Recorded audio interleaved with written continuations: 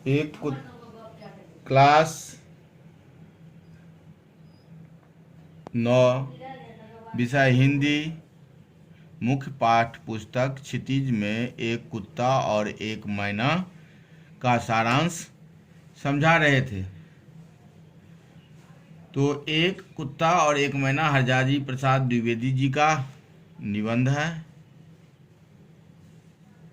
लेखक गुरुदेव अर्थात रविन्द्रनाथ टैगोर के यहाँ मिलने के लिए बराबर जाया करते थे। उन्हीं के बारे में संस्मरण के रूप में यह लिखे हैं। और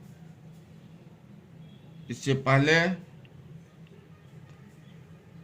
बता चुके हैं जो गुरुदेव काफ़ी वृद्ध हो चुके थे। शांति निकेतन में उनसे मिलने के लिए बहुत सारे लोग आते थे जो गुरुदेव पसंद नहीं करते थे। इसीलिए वहाँ से 2 मील दूर शांति निकेतन छोड़ गुरुदेव श्री निकेतन में ऊपर के 3 मंजिले पर जाकर रहने लगे, लोहे की चक्करदार सीढ़ी पर चढ़कर। उनके आश्रम में शांति निकेतन में एक कुत्ता रहता था जिसको कोई एड्रेस या पता नहीं दिए थे गुरुदेव, लेकिन वह भी ढूंढते ढूंढते गुरुदेव के पास आ गए थे। इससे संबंधित एक कविता भी लिखे जिसका अर्थ है, जब गुरुदेव पूजा करते रहते थे तो वह कुत्ता सानिध्य में आकर नज़दीक में आकर बैठ जाते। जब तक गुरुदेव अपने हाथों की स्पर्श से उनको सहला नहीं देते तब तक उन्हें संतुष्टि नहीं मिलती। लेखक कहता है, जब वह उस कविता को पढ़ता है तो 3 मंजिले की वह घटना उनकी आंखों के सामने रूप ले लेती है। उस दिन की वह समान सी घटना आज विश्व की अनेक महिमाओं में बैठ गई है। जब गुरुदेव का चिताभस्म कलकत्ते से आश्रम लाया गया तो वह कुत्ता भी आश्रम वासियों के साथ शांत भाव में उत्तरायण तक गया और चिताभस्म के कलश के पास कुछ देर तक बैठा रहा। कुछ और पहले की एक घटना है। गुरुदेव बगीचे में फूल पत्तों को अत्यंत ध्यान से देखते हुए टहल रहे थे। लेखक भी साथ था। वे एक महाशय से बातें भी करते जा रहे थे कि गुरुदेव ने उनसे अचानक पूछा कि सारे कौवे कहाँ चले गए? एक भी आवाज़ नहीं सुनाई दे रही है। इस बात की खबर न लेखक को थी न महाशय को।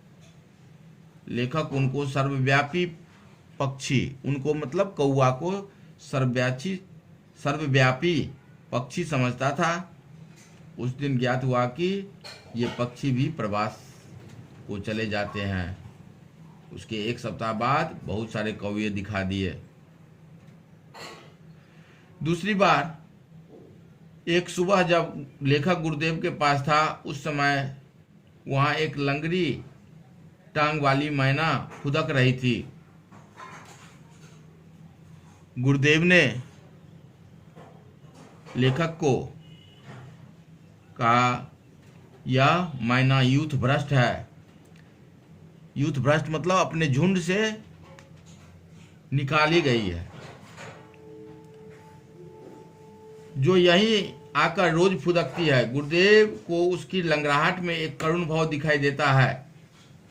यदि इस करुण भाव की बात गुरुदेव न करते तो लेखक को करुण भाव न देखता, क्योंकि लेखक मैना को करुण भाव प्रदर्शित करने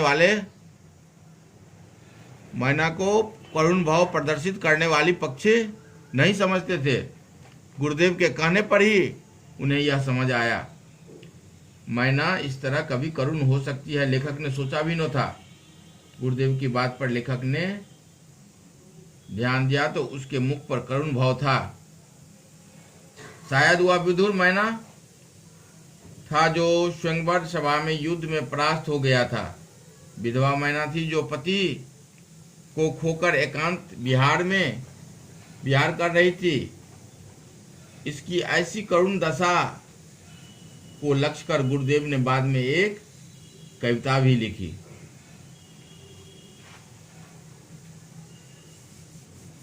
कुछ ही दूरी पर कुछ मैनाएं शिशिर के वृक्ष पर बकझक कर रही थी, आहार चुनती थी, वैराग्य दिखाती थी और गुरुदेव मैना के बारे में लेखक को सब कुछ समझाते रहते थे।